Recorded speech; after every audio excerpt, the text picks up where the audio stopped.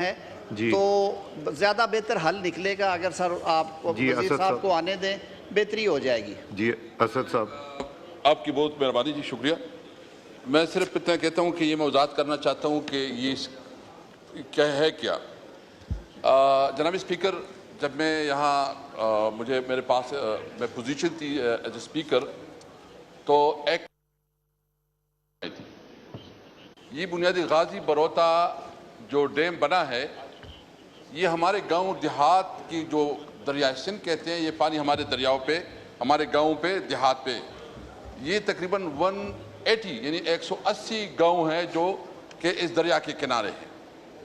اور اس دریا کے ساتھ ہمارا پورا تاریخ ہے۔ اس میں ہوا یہ کہ جب یہ غازی بروتا ڈیم بن رہا تھا تو اس وقت ہمارے جو لوکل جو اس وقت جو بھی حکومت تھی صوبائی یا وفاق میں،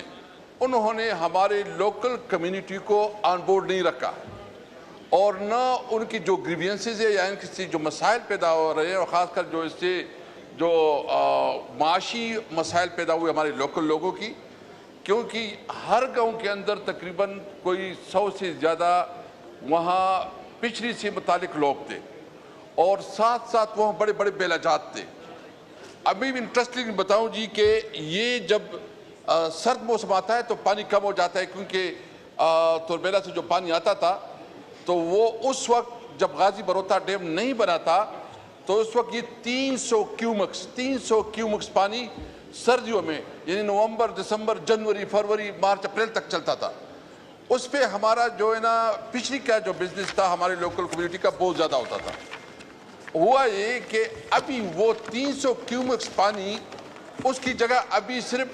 28 کیومکس پانی علاقے کو دیا جا رہا ہے۔ یعنی پہلی دفعہ جو اللہ نے ہمیں ایک نعمت دی تھی کہ جس طرح ہمارے علاقے پہ سے یہ پانی گزرتا تھا، وہاں لوگ سیر و تفریح کے لیے آتے تھے، وہاں پکنک ہوتی تھی، وہاں بیلاجات تھی۔ اور بیلاجات کی بھی بات بتاؤں گی، جب یہ غازی بروتا ڈیم نہیں بنا تھا تو یہاں 16,900 ایکڑ علاقے پہ جنگلات تھے، اور ابھی جو سٹیٹسٹک ہیں وابڈا ڈپارٹمنٹ کی اپنی کنسلٹنسی کے تحت میں وہ بات کر رہا ہوں، وہ ہے 780 ایکڑ، یعنی کہاں 16,900 ایکڑ اور کہیں 700، یعنی بیلاجات ختم ہو گئی،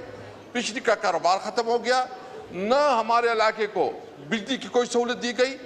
نہ آپ کی بھی ادھر ماشاءاللہ ہے، ادھر آپ کا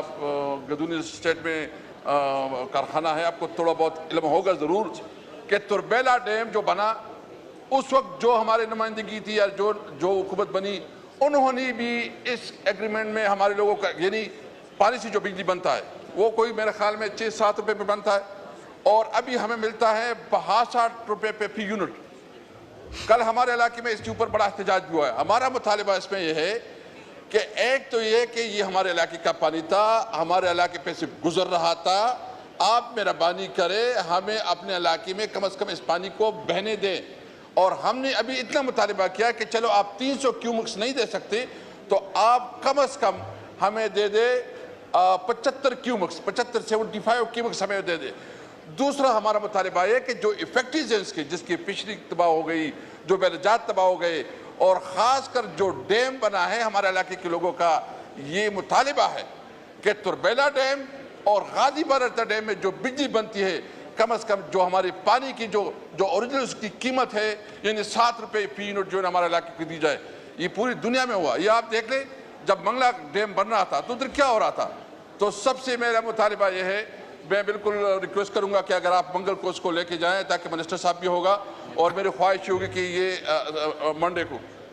اور یہ جو خاص کر جو منسٹر صاحب بھی ہوگا، میری ریکویسٹ کمیٹی میں جائیں، کیونکہ اس وقت ہمارے علاقے میں 18 گھنٹے لوڈ شیڈنگ ہو رہا ہے۔